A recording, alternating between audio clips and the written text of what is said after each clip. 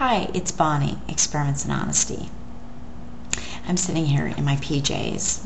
Well, this shirt is part of my PJs, but the apron's not. It is 2:15 in the morning, and I have been fooling around in my kitchen. And I have a favor to ask.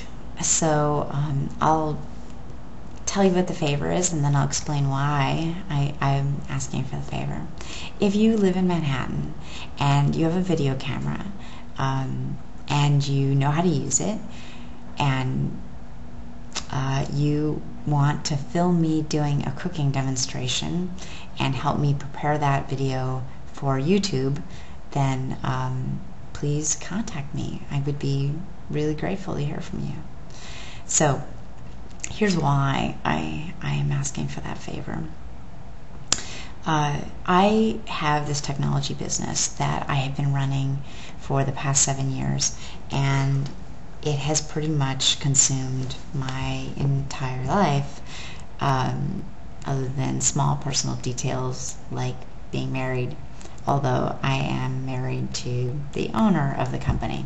So you can see it's sort of consumed my entire life. This pager, which opens up like that, old-fashioned pager, I sleep with this pager. I carry this pager with me everywhere. I'm never without this pager, 365 days a year, 24 hours a day. If a server goes down, I'm the first person who knows about it, and I do something about it.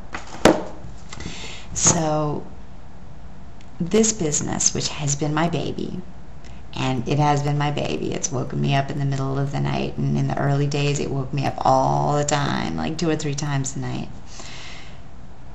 has evolved. And just like a child, it is evolving in a way that may not need me anymore. It might also need me a lot. But over the past year, I've been coming to terms with what it means, that the business is not going to end up exactly like I thought it was going to, and much of what is happening is outside of my control. And because this business has a lot to do with my identity, I have had some, really deep conversations with myself, hence the crisis of confidence I alluded to in one of my previous videos. So, as part of this dialogue with myself about what would my life be like if this business didn't need me anymore because it didn't exist, or because it was able to grow up, I had to ask myself what I really, really want to do. And once I figured that out, I had to ask myself, well, what's stopping you from doing that? So here's what I really want to do. I want to cook, and I want to invent. I'm going to invent new recipes. I've been studying nutrition over the past year. That studying of nutrition and some other lifestyle changes led to me losing 25 pounds. And I have been spreading that knowledge and the insights from my research among friends and family. And so now friends and family who have reported back have lost a total of over 300 pounds.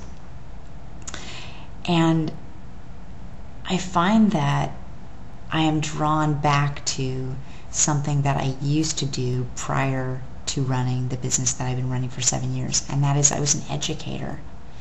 I taught technology, and I taught technology mostly to people who had no technology background and who did not have a vocabulary for it.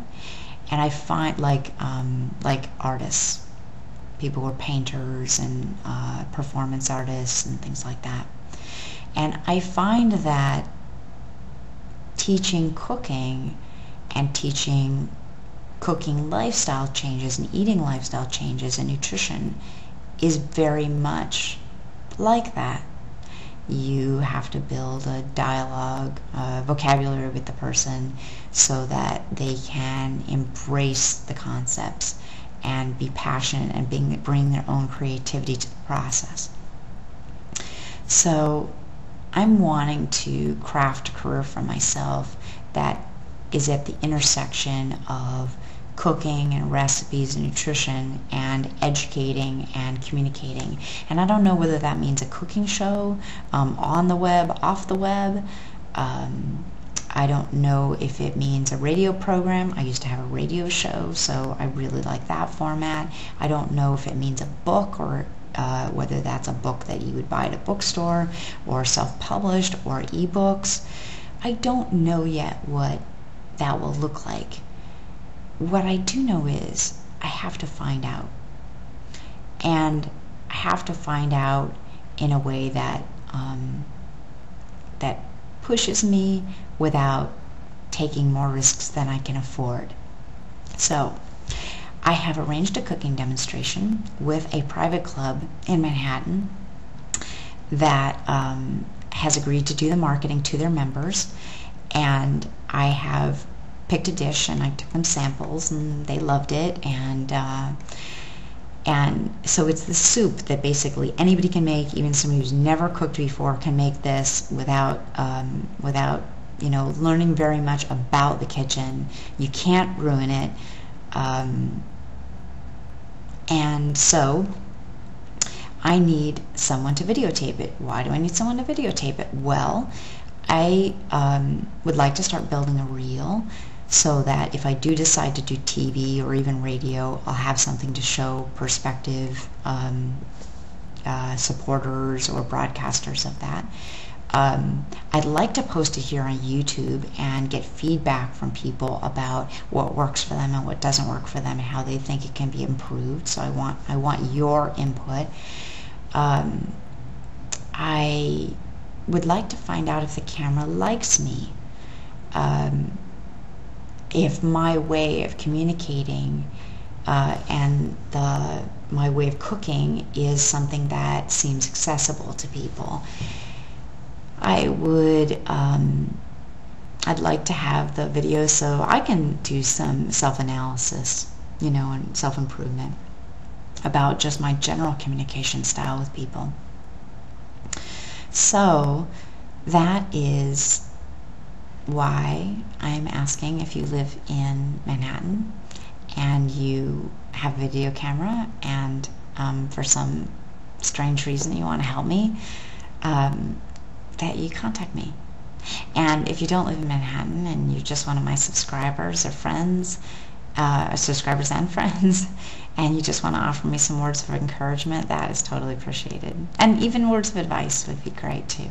Thanks. Talk to you guys later. Bye.